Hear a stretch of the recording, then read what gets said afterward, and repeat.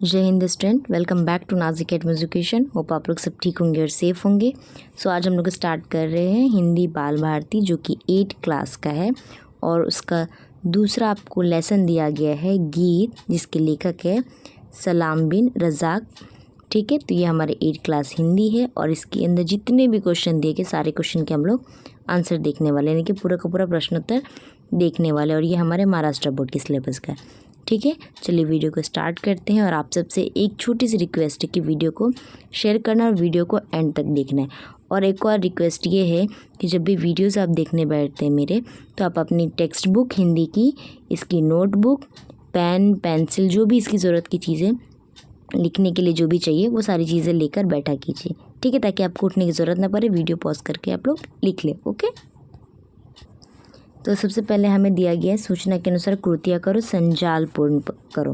Question क्या है, बस्ती की विशेषताएं क्या क्या थी, चलिए बताते हैं। तो यहाँ पे पहले बॉक्स में हम लोग लिखेंगे, बस्ती बहुत पुरानी थी, बस्ती में ऊंचे ऊंचे मकान थे, मकानों के आंगन में फूलों की क्यारियाँ लगी थी। और चौथे बॉक्स में लिखेंगे, बस्ती के पास से नदी गुजरती थी। ठीक है, तो ये हो गया चारों कंप्लीट। नेक्स्ट क्वेश्चन पे चलते हैं।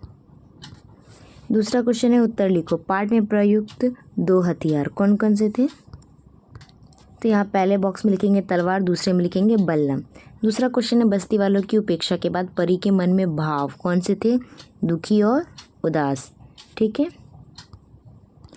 तीसरा क्वेश्चन है, प्रवाह तालिका पूर्ण करें। परी जो परी थी वो ऐसी थी, कैसी थी, ये चारों में बताने हैं। तो लिखेंगे, परी ऐसी थी, कैसी थी, नन्ही मुन्नी मोनी सूरत और मासूम सूरत वाली, बड़ी बड़ी आँखों वाली, सुनहरे बालों वाली, सुर्ख गालों वाली। ठीक है, नेक्स्ट क्वेश्चन है, कारण लिखिए। पहला है, बस्ती के आसपास की ज़मीन उपजाऊ थी। क्यों थी, क्योंकि वहाँ से एक नदी जो है वो गुजरती थी, है ना, वहाँ से, और इसी वजह से जो वो जो धरती थी वो जल समापन तथा उपजाऊ वाली थी। ठीक है, चलो इसका रीज़न बता देती हूँ, मतलब लिख कर। तो पहला था, बस्ती के आसपास की ज़मीन उपजाऊ है। उत्तर लिखेंगे, बस्ती के आसपास से एक नदी गुजरती थी, इस कारण वहाँ के आसपास की धरती जल संपन्न तथा उपजाऊ थी। दूसरा क्वेश्चन है, नन्ही परी दुखी हो गई। क्यों दुखी हो गई थी। उत्तर लिखेंगे, बस्ती वालों के ये बदले हुए रंग ढंग देखकर नन्ही परी बहुत दुखी हो गई थी। तीसरा क्वेश्चन है, बस्ती वाले चिंतित हो गए थे। क्यों हुए थे। उत्तर लिखेंगे, जब उनको ये एहसास हुआ कि उन्होंने अपनी कोई अनमोल वस्तु खो दी है, तब बस्ती वाले चिंतित हो गए। चौथा है, लेखक ने चौंक कर अपने बेटे की ओर देखा। क्यों देखा था। उत्तर लिखेंगे, जब लेखक के बेटे ने वो गीत सुनाने के लिए कहा, जब लेखक ने चौंक कर अपने बेटे की ओर देखा। तो ये सारे जो आंसर मैंने बताए, जो नीले कलर से लिखे हुए हैं क्वेश्चन के आंसर से, वो आपके कारण लिखोगे। ठीक है, चलिए नेक्स्ट क्वेश्चन पे चलते हैं। नेक्स्ट क्वेश्चन है आपका, उचित जोड़ियाँ मिलाओ। अ और आ, 2 कॉलम आपको दिए गए हैं और उसका उत्तर आपको लिखना है। ठीक है, जैसे यहाँ पे शक्तिवान दिया, तो शक्तिवान का आंसर क्या आएगा, कुश्तियाँ। तो इस तरीके से आप लगाओगे, नहीं ये रॉन्ग है, ये रॉन्ग वे है। राइट वे क्या है, ये आपको उत्तर दिया गया, यहाँ लिखना है, यानी कि शक्तिवान का जो उत्तर ये कुश्ती है, यहाँ पे लिखेंगे। यानी इसका आंसर इसके सामने, इसका आंसर इसके सामने, इसका आंसर इसके, और इसका सामने इसके।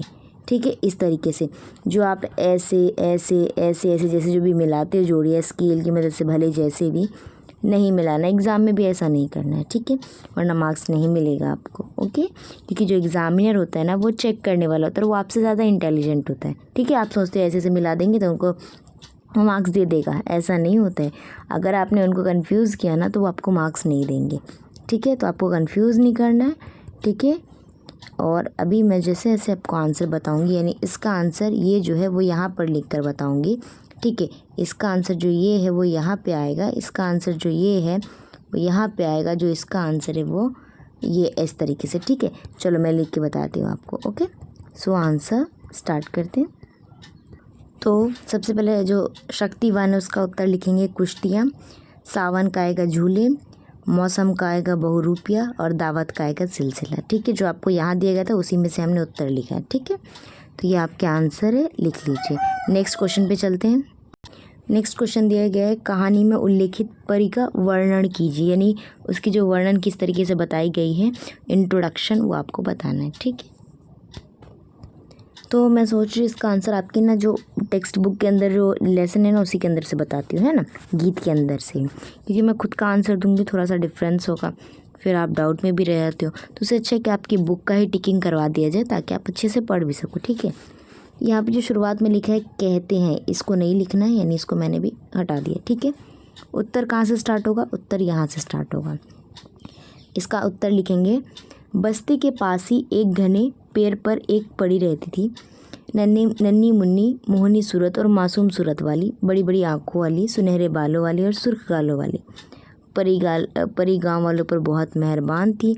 वह अक्सर अपने चमकदार परों के साथ उड़ती हुई आती और उनके रोते हुए बच्चों को गुदगुदा कर हंसा देती। लड़कियों के साथ सावन के झूले झूलती, आँख मिचौले खीलती, लड़कों के साथ पेड़ों पर चढ़ती, नदी नालों में तैरती, कभी किसी के खलियान को अनाजों से भर देती, कभी किसी के आंगन में रंग बिरंगे फूल खिला देती। तो ये आपका उत्तर हो गया छठे क्वेश्चन का। ओके, नेक्स्ट क्वेश्चन पे चलते हैं। नेक्स्ट क्वेश्चन है, सदैव ध्यान में रखो। क्वेश्चन है कि लोक कथा एवं लोकगीत हमारी साहित्यिक पूंजी है। तो देखो इसका आंसर ना मैं आपको बता तो दूँ, लेकिन है ना मैं भी इसको फ़िलहाल के लिए स्टॉप कर रही हूँ। जब आपको इसकी ज़रूरत होगी ना तो आप कमेंट में आके लिख देना। तो ये वीडियो 5 मिनट का भी नहीं होगा, मैं इससे भी कम का बना दूँगी। ठीक है, तो आप अलग से उसको लिख सकते हो, लेकिन इसमें और जो दूसरा इम्पॉर्टेंट टॉपिक है ग्रामर वाला सेक्शन, हम वो पहले देखेंगे। ठीक है, क्योंकि ये आपकी टीचर शायद ही आपको कराए, अगर कराएगी तो मैं भी आपको करा दूँगी, नहीं कराएंगे तो फिर जाने दीजिए, है ना, जितनी हमें ज़रूरत है उतना ही करते। ठीक है, तो फिलहाल ग्रामर सेक्शन पे चलते हैं जो नेक्स्ट क्वेश्चन है इसके अलावा।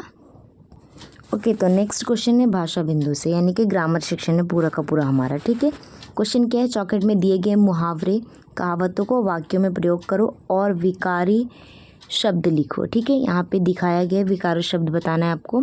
ठीक है, देखो यहाँ पे आपको मुहावरे और जो कहावतें दोनों दिए गए हैं कि नहीं। तो अभी चलिए पहले हम इसे क्या करते हैं, वाक्यों में प्रयोग करते हैं। ठीक है, इसकी मीनिंग्स क्या है वो भी बताऊँगी। सो वीडियो को एंड तक देखना और शेयर ज़रूर करना।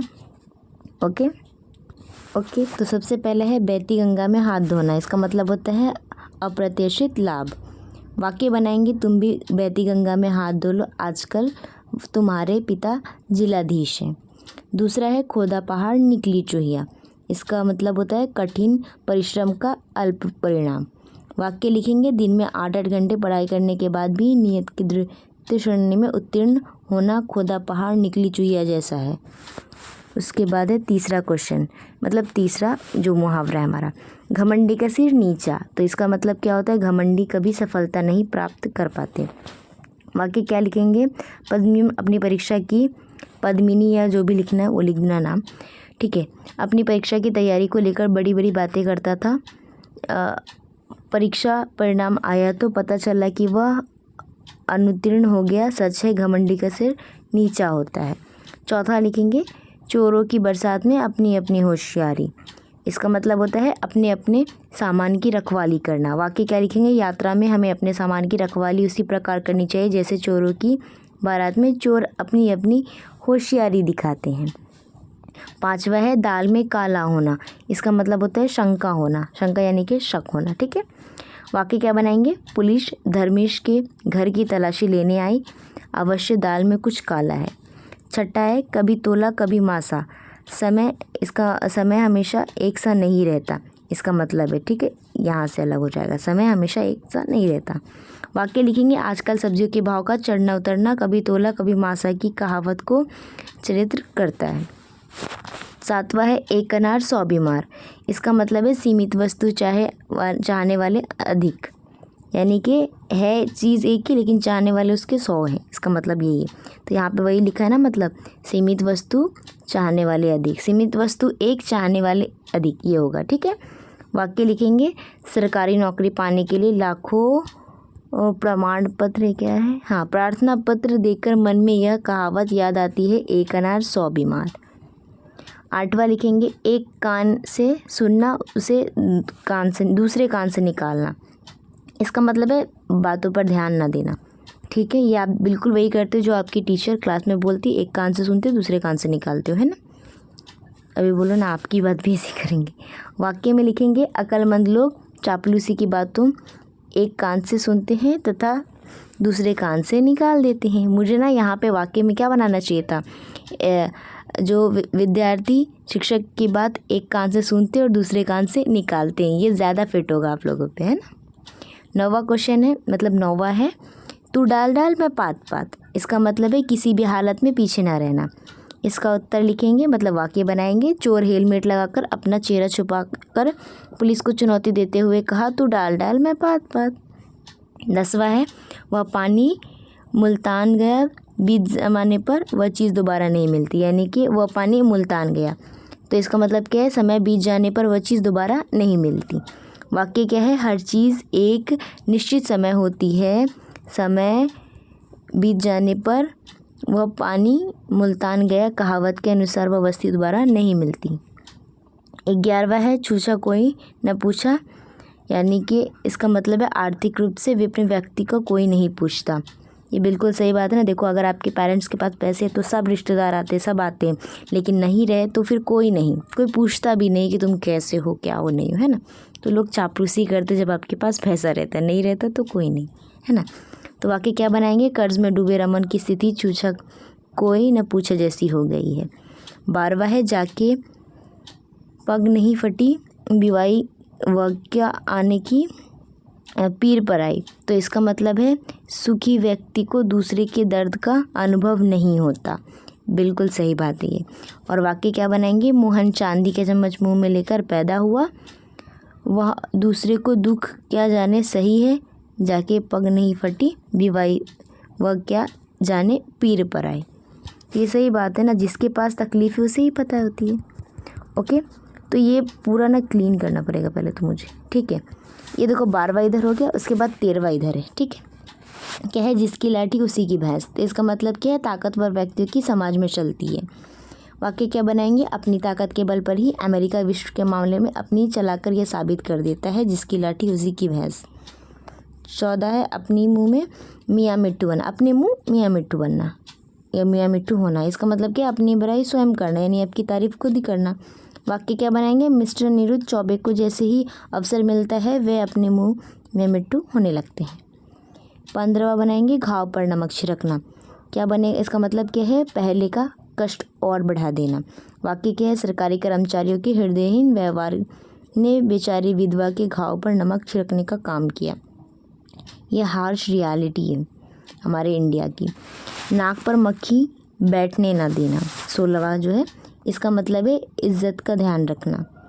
वाक्य क्या बनाएंगे, सर्वेश एक ऐसा काम नहीं करता, एक भी ऐसा काम नहीं करता जिससे उसकी नाक पर मक्खी बैठ सके। ओके, कल 1 मिनट के लिए मैं सबको क्लीन कर देती हूँ, फिर आप स्क्रीनशॉट ले लेना। ओके, तो ये पूरा का पूरा आपको मुहावरे कहावत जो भी था उनको हमने उसके मतलब भी बताया और आपको उसका वाक्य में भी प्रयोग बता दिया, ठीक है, ताकि आपको टाइम वेस्ट भी ना हो, ढूंढने की ज़रूरत ना पड़े। अब आते हैं विकारी शब्द पर। तो यानी देखो, इसका हमने मुहावरे कहावतों को वाक्य में प्रयोग भी कर लिया और उसका मीनिंग बता दिया, राइट।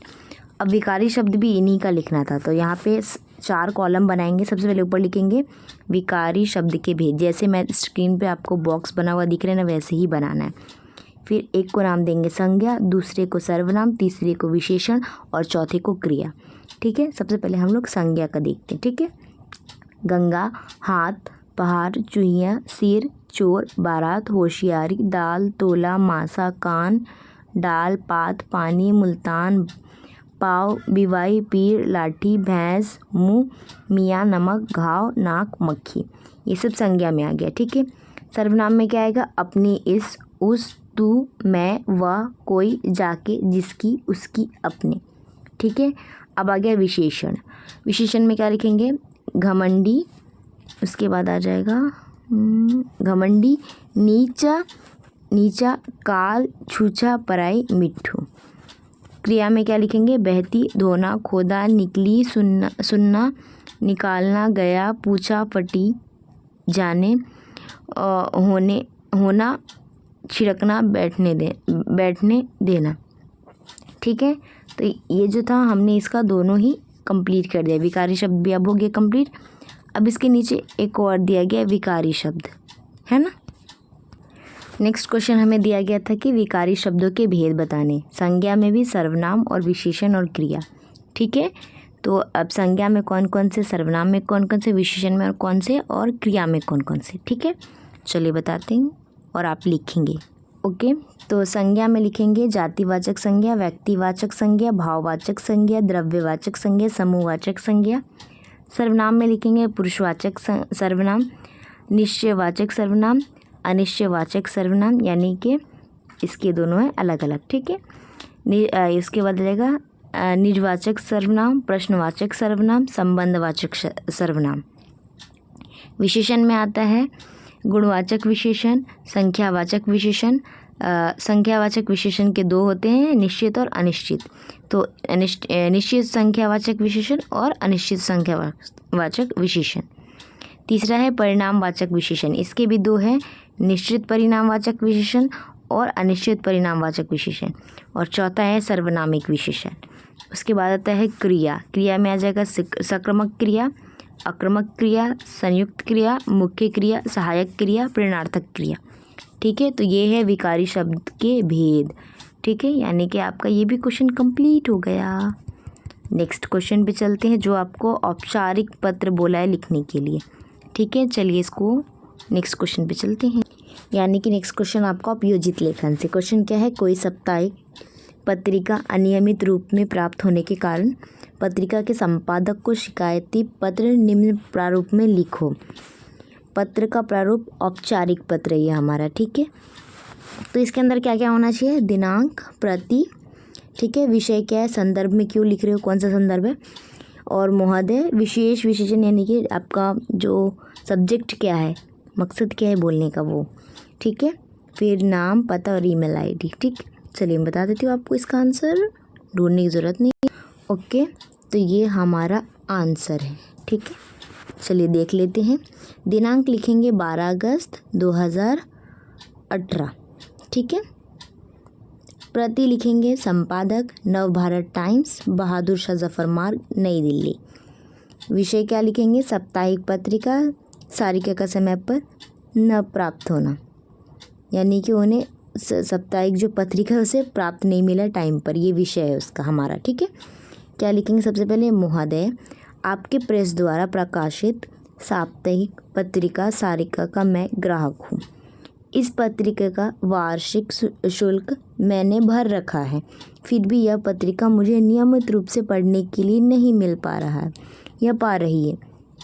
ठीक है, आशा है कि आप मेरे इस शिकायती पत्र पर ध्यान देंगे और इस प्रकार की व्यक्त करेंगे ताकि साप्ताहिक पत्रिका सारिका मुझे नियमित रूप से प्राप्त हो सके। धन्यवाद। भवदीय नीरज दुबे। ठीक है, 401 तपोवन मुगलिल माहिम, ईमेल आईडी के abc@xyz.com। और कुछ बच्चे क्या करते हैं एग्ज़ाम में, जो ईमेल आईडी होता है वो अपना लिख देते हैं, तो अपना ईमेल आईडी नहीं लिखना है, जो बना के दिया वही ईमेल आईडी लिखना है। ठीक है, तो ये हो गया आपका उत्तर, यानी कि यहाँ पर आपके सारे क्वेश्चन का डी एंड होता है। ठीक है, और अब हम मिलेंगे नेक्स्ट वीडियो में, चाहे वो एक्सप्लेनेशन का हो, चाहे वो आपको क्वेश्चन आंसर का हो या किसी भी टॉपिक का हो। ठीक है, जब तक के लिए बाय, टेक केयर, अब अपना ख्याल रखिए और चैनल को साथ जुड़े रहिए। ठीक है, ताकि आप सारे क्वेश्चन के आंसर मिल सके, और वीडियो को शेयर ज़रूर करना है। Okay, bye bye, take care.